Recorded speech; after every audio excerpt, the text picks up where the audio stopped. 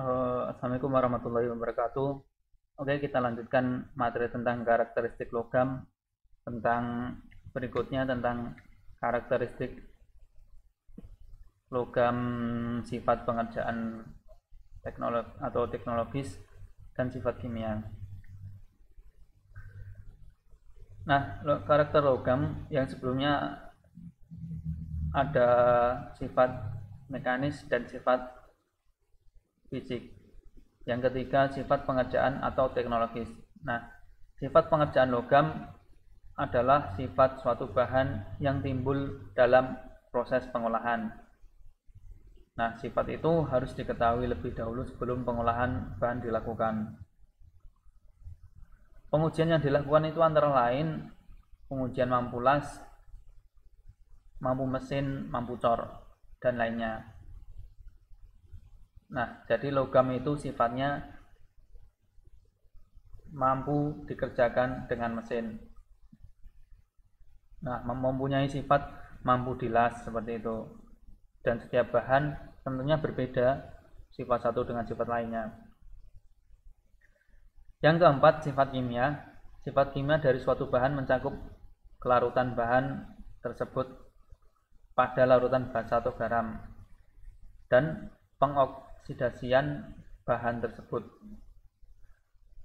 Nah, hampir semua sifat kimia erat hubungannya dengan kerusakan secara kimia. Kerusakan tersebut berupa gejala korosi dan ketahanan bahan terhadap serangan korosi. Nah, tentunya kalau kita ngomong logam, kita akan sering jumpai sifat logam yang satu ini, yaitu ketahanan serangan korosi. Dari beberapa logam ada yang daya tahannya lebih baik, ada yang sangat buruk. Dalam arti yang satu tahan terhadap korosi, ada yang mudah terkorosi. Nah, itu merupakan salah satu sifat dasar logam. Selanjutnya tentang metode pengujian. Nah, metode pengujian ini hanya saya akan paparkan pengertian saja di video kali ini. Nanti akan saya jelaskan tentang contoh pengujiannya. Jadi yang dimaksud destruktif ini contohnya seperti apa aja, lebih detailnya kita akan pelajari di video berikutnya. Nah, yang pertama, destructive test atau yang kita biasa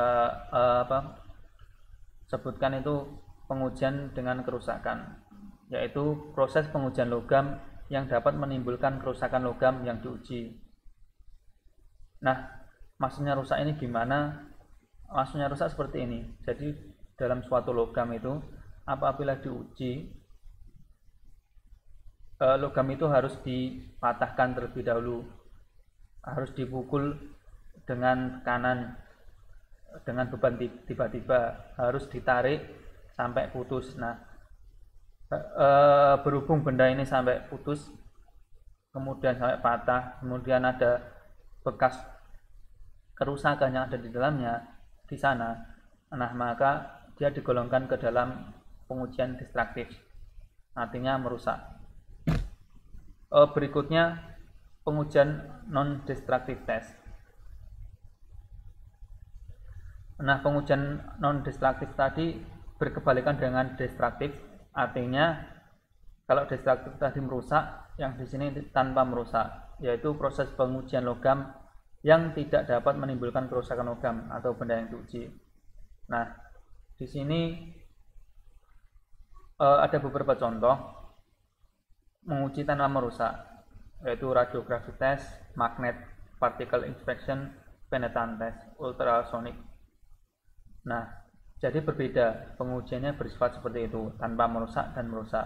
Kalau contohnya di destruktif tadi, uji tarik, uji impact, uji puntir, uji kekerasan.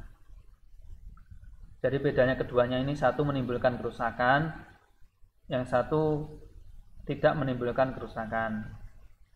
Nah, contohnya itu tadi. Kemudian yang ketiga, ini tidak masuk ke dalam keduanya, kategori keduanya. Nah, metalografi yaitu proses pemeriksaan logam tentang komposisi kimianya, kemudian apalagi unsur-unsur yang terdapat di dalamnya. Nah, kemudian bentuk strukturnya. Jadi seperti itu. Dia itu pengujian di luar destruktif dan non destruktif. Ya, tujuannya untuk apa? Untuk melihat unsur di dalamnya. Salah satunya seperti itu. Nah, jadi di video kali ini saya simpulkan yang pertama terkait dengan sifat